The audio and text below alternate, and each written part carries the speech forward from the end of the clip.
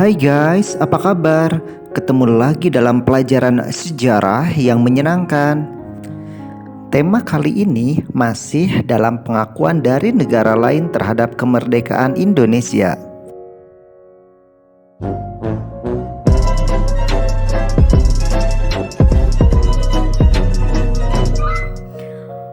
Pak mau tanya, negara lain yang mengakui kemerdekaan Indonesia selain Mesir apalagi?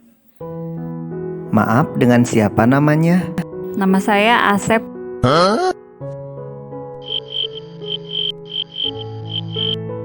Baik, negara selanjutnya yang mengakui Indonesia merdeka adalah India. Berbicara mengenai negara yang mengakui kemerdekaan Indonesia, maka negara India adalah salah satunya. Ya, benar, India, negara yang secara geografis berada di Asia bagian selatan dan dikenal dengan negeri Bollywood.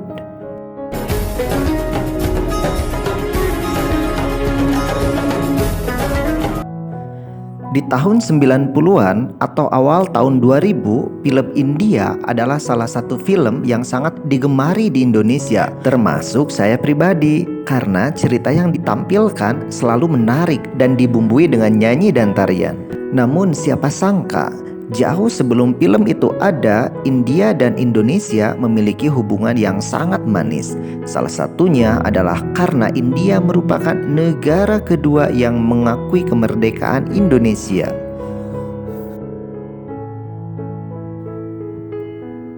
Ada beberapa alasan negara India mengakui kemerdekaan Indonesia. Yang pertama, karena adanya kesamaan nasib, yaitu sama-sama pernah dijajah. Yang kedua, antar tokoh kedua negara memiliki hubungan yang erat. Dan yang ketiga, memiliki kebudayaan yang hampir sama. Selain itu, ada kesamaan antara Indonesia dengan India, yaitu kedua negara tersebut merupakan negara dengan keragaman rempah yang melimpah. Kemiripan yang lain terdapat dalam sebutan mata uang antara rupiah dan rupiah yang sama-sama berasal dari bahasa Sanskerta, yaitu rupiah yang berarti perak.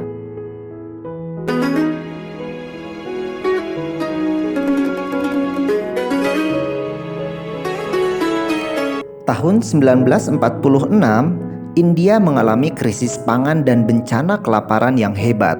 Akhirnya Indonesia memberikan bantuan beras, tidak tanggung-tanggung, jumlahnya mencapai 500.000 ton beras. Begitupun India memberikan pakaian dan obat-obatan yang diperlukan masyarakat Indonesia. Tujuan dari pengiriman beras yang dipimpin Sultan Syahrir dari Indonesia ke India memiliki dua arti penting.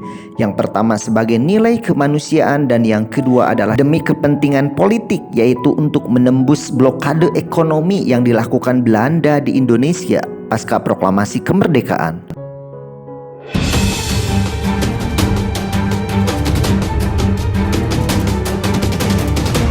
Secara garis besar, peranan India terhadap Indonesia adalah memberikan pengakuan kemerdekaan secara resmi yang dipimpin oleh Jawaharlal Nehru pada tanggal 2 September 1946, mendukung Indonesia dalam konferensi Asia di New Delhi dan mengutuk agresi militer Belanda. Kedepannya juga India menjadi pelopor berdirinya konferensi Asia Afrika dan gerakan non-blok. Pak, seru banget ya belajar sejarah. Nanti kasih nilai yang besar ya. Kedua, pengakuan Australia terhadap kemerdekaan Indonesia. Negara selanjutnya adalah Australia.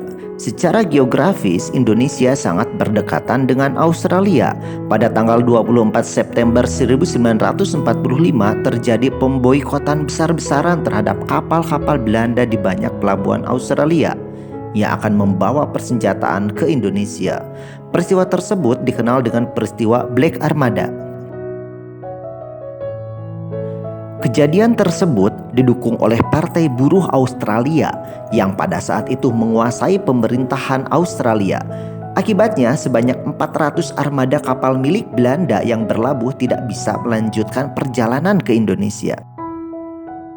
Secara umum, peran Australia terhadap Indonesia adalah yang pertama menjadi wakil Indonesia dalam Komisi Tiga Negara atau KTN. Yang kedua, duduk dalam Komite PBB agar kemerdekaan Indonesia segera diakui. Dan yang ketiga, memfasilitasi kembalinya 1.400 tawanan perang kembali ke tanah air. Selanjutnya adalah pengakuan PBB terhadap kemerdekaan Indonesia. Selain negara yang tadi, ada juga dukungan dari Perserikatan Bangsa-Bangsa atau dikenal PBB. PBB adalah organisasi internasional yang bersifat global yang dibentuk pasca Perang Dunia Kedua. Sejak didirikan, PBB konsisten mendukung Indonesia sebagai negara merdeka. Bukti yang pertama adalah tanggal 1 Agustus 1947, Australia meminta Belanda untuk melakukan gencatan senjata akibat adanya agresi militer Belanda I. Kemudian membentuk Komisi Tiga Negara atau KTN demi terlaksananya perundingan Renville akibat agresi militer Belanda I. Negara yang tergabung dalam KTN adalah satu Amerika Serikat, yang kedua Australia, dan yang ketiga adalah Belgia.